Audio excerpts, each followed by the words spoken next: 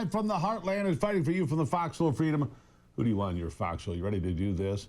It's just breaking daylight. We've got all your breaking news to get you going right now. Warning, the Steve Gruber Show can extend your periods of American pride and optimism and give you uncontrollable enthusiasm. Here we go. 3 big things to kick off this hour. Number 1. The mental health crisis in America has reached new levels of darkness. I'll share with you a woman going to pieces because her emotional support drink, I kid you not sold anymore. Number 2, in D.C., the crackdown on crime and homelessness is going well, and it's funny because the people that live there admit, yeah, it's bad. And even Trump haters like what he's doing on this one. And number 3, a big bombshell coming today. I'm told by John Solomon. We'll have it for you here. John Solomon told me yesterday, we have it. The latest, the ongoing grand conspiracy investigation. It's the timeline. It's the FBI protecting Hillary Clinton time and again. And by the way, she cashed in with millions of dollars. Millions. But first, we start here today. Gruber's most wanted, the 3 stooges make the list. James Comey, John Brennan, and James Clapper. For their role in creating the Russia collusion hoax, the fairy tale, at the behest of President Barack Obama. Here's the latest. The war against President Donald Trump was on a multi-front operation. Not only was Representative Adam Schiff ordering leaks of classified information, so was James Comey, the FBI director. You know, he used a Columbia law professor as his go-between for the New York Times. Here's John Solomon explaining that part of the story. Scandal. Hillary blamed Comey for throwing the election. She blamed the Russians for throwing the election. She blamed everybody but herself for throwing the election for her. But Comey was trying to rehabilitate that. And so he had an intermediary, a Columbia law professor by the name of Daniel Richman, who the FBI confirmed and interviewed. And Richman said, yes, I used my relationship with a New York Times reporter named Michael Schmidt. He's one of the authors of the Pulitzer Prize winning package that President Trump is now suing over. And my goal was to improve negative stories about James Comey and to set a narrative, i.e. set the Russia collusion narrative. This guy worked around the official channels of the FBI press office. And at one point, the FBI noted, you met with James Comey. He gave you access to classified information. A short while later, you had a conversation with that New York Times reporter, and he ends up reporting something that appears to be classified. Did you do it?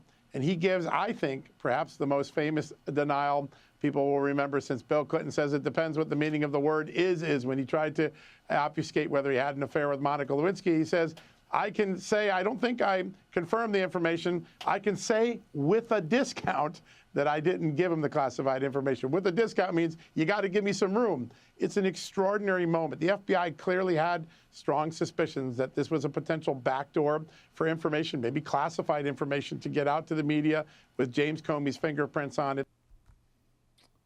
I'm telling the truth with a discount.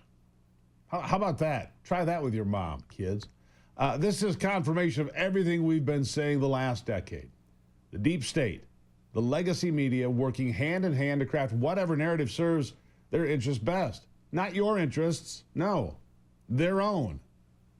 The FBI has a press office. That's where you're supposed to release publicly available information. But they know that using the media is much more powerful. It has more impact, you see. This is why James Comey directed FBI agents like Peter Strzok and Lisa Page, among others, to assist the New York Times in their hit pieces against President Trump. Those are the same FBI agents whose texts, by the way, revealed they harbored a deep hatred for the president. But sure, I'm sure they're reliable when they speak with anti-Trump reporters at the New York Times.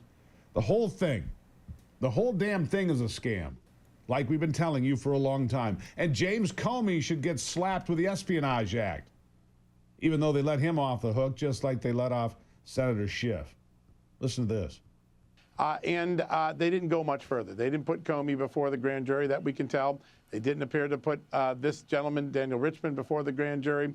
And like Adam Schiff, as we told you last night, here they have an eyewitness whistleblower who said, I was in the room when he authorized leaks of intel. These end up being a dead end again. And it's another reminder of a dual system of justice that the Justice Department had the last 6 years. These are documents that were never given to Jim Jordan. Jim Jordan confirmed that to me today. And we're just learning 8 years later, because of what Kash Patel turned over, that the FBI had all the evidence of how the false narrative of Russia collusion was spread across this country to the detriment of voters. To the detriment of voters. Normally, the statute of limitations on releasing classified information is just 5 years, but this is an important but. But if the crime is done knowingly and willingly, it can be 10 years. I would argue that covering up the espionage should continue the time of the crime clearly. John Brennan and James Clapper belong behind bars right alongside him. Declassified documents, including a new CIA report commissioned by Director John Ratcliffe, show Brennan overruled senior CIA officers who challenged the intelligence community assessment's claims, particularly the assertion that Putin sought to help Trump. These officers noted there was, quote, no direct information supporting this, and yet Brennan insisted on including substandard, unverified reports, including references to the discredited Steele dossier, which he knew was a Clinton campaign product. The House Permanent Select Committee on Intelligence report highlights Brennan's use of this dossier in the ICA, despite his public denials, with one CIA officer recalling Brennan's defense of it as ringing true. That's what Brennan said, despite its flaws. Watch the absolute snobbery of Brennan when telling the world back in 2018 that his intelligence experience led him to push the Russia hoax. Here's Brennan and Clapper side by side. Should be a mugshot. Watch. If you could walk us through that, what led you to that determination? My intelligence experience and good counsel with Jim Clapper and my other colleagues in the intelligence community, that, as was borne out by the intelligence community assessment that we put out in January, underscored the intelligence community's assessment, FBI, NSA, CIA, and DNI, that Mr. Putin had authorized this. And as you can imagine, those types of assessments are built upon an array of intelligence sources, information, as well as experience. And the expertise, and I will say, I know I'm biased, but CIA has the absolute best analysts in the US government, bar none, especially on Russia.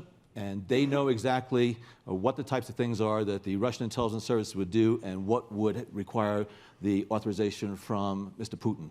So you put all that together, and it becomes then crystal clear to us that Mr. Putin was the one who had directed this to take place. You had high confidence in that as well? Absolutely. That's the bravado of a man or two men who don't realize there's a paper trail that will expose the treason. That intelligence experience was nothing more than his experience with Obama and Hillary Clinton telling him what to do. Here's what I need. Okay, I'll make it for you. It was a made-to-order delivery. And those analysts he speaks of discovered the opposite of what he tried to sell the American people. Russia had no effect on the election. And if anything, they wanted Hillary Clinton to win because they had a lot more dirt on him than they did on Donald Trump. We'll pick it up there when we come back. Don't forget to follow us live on YouTube, live on X, live on Facebook, live on Real America's Voice everywhere you look.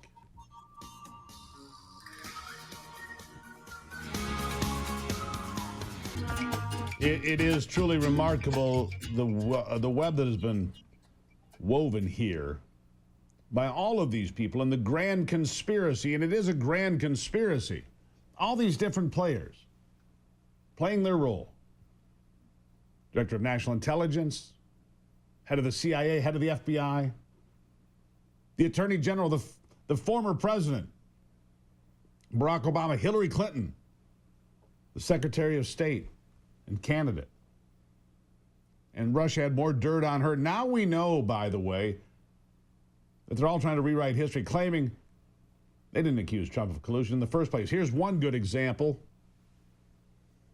And the intelligence community assessment that we wrote back then, that the analysts wrote, said that we didn't have any information whatsoever about what the impact was on the election. That intelligence community assessment never mentioned the word collusion. Not at all. So what they do is they misrepresent the facts, mischaracterize what is said, and then claim that we were engaged in this big conspiracy. Well, as Simone pointed out, President Obama told us, make sure you don't do anything at all that is going to any way affect the outcome of that election. Don't do anything. And make sure that you don't get these reports released that named individuals had American citizens' names in them. And so we did our utmost to make sure that we carried out our responsibilities with the integrity that we're supposed to. No integrity. No, these people lie like they're drinking a glass of water. They did everything they could to smear the president. That man did. The internet has the record. Here is John Brennan speaking on MSNBC 2019. Listen to this. The amount of information that relates to collusion and obstruction activity is really quite extensive in this report. I think by anyone's account, you can identify all the things that were going on between individuals associated with the Trump campaign and interactions and meetings with Russians. It was quite I think, enlightening. Oh, it's enlightening, all right, isn't it? Very enlightening. We haven't forgotten, neither will the new and improved Justice Department and FBI. They shouldn't forget that Brennan made his bald-faced lie to Congress during testimony. Listen to this. Do you know if the Bureau ever relied on the Steele dossier as part of any court filings, applications, petitions, pleadings? I have no awareness. Did the CIA rely on it? No. Why not? Because we didn't. It wasn't part of the corpus of intelligence information that we had. It was not in any way used as a basis for the intelligence community assessment that was done. It was not. No. Strange, because the Steele dossier was the only thing they had to go off in making their case that Putin tried to get President Trump elected. They didn't verify any of it. James Clapper is guilty as hell, just like the rest of them. As former director of national intelligence, Clapper oversaw the creation, that's an important word, of the January 2017 Intelligence Community Assessment, which claimed Russia interfered in the 2016 election to favor Trump. And he skipped, quote, normal steps to do so in order to rush the report, according to more newly declassified emails. That's right, he cut the corners. Here's the email. An NSA administrator wrote to James Clapper that he had concerns about how fast the project was being pushed and that his team wasn't able to verify the information that Clapper wanted out. And here's Clapper's response. Let me read it to you. Understand your concern. It is essential that we be on the same page and are all supportive of the report in our highest tradition of that's our story and we're sticking to it. And then he goes on with this quote. We will facilitate as much mutual transparency as possible as we complete the report, but more time is not negotiable. We may have to compromise on our normal modalities. Since we must do this on such a compressed schedule, this is one project that has to be a team sport. Compromise is an understatement, and stick to it. Well, they certainly did, no matter the illegitimacy of it all. There's a reason these guys have had their security clearances ripped back by Tulsi Gabbard, and maybe we shouldn't even be shocked by their depravity, because Gabbard says James Clapper was actually behind the Iraqi weapons of mass destruction hoax as well. Oh, this guy's dirty as the day is long. Listen to this. James Clapper was on the team that created, that manufactured intelligence assessment that led to the Iraq war, about the Iraq WMDs. He writes about it in his book, saying that he and his team of intelligence analysts created something that was not there. When you look at his actions then, and you look at his actions in 2016 as Obama's director of national intelligence, you see someone who has no problem whatsoever politicizing and manufacturing and weaponizing intelligence for a political outcome. For a political outcome. There you have it, folks. The unmasking of the deep state's dirty trio. Comey, Brennan, Clapper, all puppets in Obama's scheme to smear President Trump with the Russian collusion hoax. All wanted on my list. Because every one of them, every single one of them, did this country dirty. They declassified documents. They proved these clowns twisted intelligence, leaked classified information, colluded with a willing media to bury the truth. I hope they're not just on Gruber's most wanted list, but that, with Tulsi Gabbard leading the charge and a new Justice Department on the case, justice finally in sight. These traitors belong behind bars. And the American people deserve nothing less than their reckoning. And while we're on this subject quickly, could you, in your health issues, be caused by another invisible enemy called parasites? Possibly. They can come from what you eat, pets in the house, but there is a gold standard for it, ivermectin and mebendazole. That's what doctors think is the best, and that's what the wellness company has put together for you. A parasite cleanse. I did it.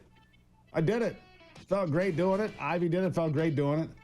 The wellness company has a solution for you. Ivermectin and mebendazole, FDA-approved parasite solutions now combined in one cleanse. Just go to twc.health/Gruber. You'll save $60 on the cleanse and get free shipping right now. Don't wait. twc.health/Gruber. I'll be right back.